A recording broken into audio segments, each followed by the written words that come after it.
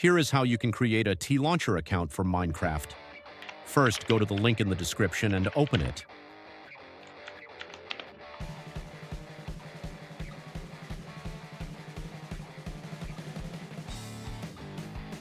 Now click Sign Up. Now enter your username and email and password. Make sure you remember all your info. After you finish, click on Sign Up button. Now you have the account, you can change the skin, etc.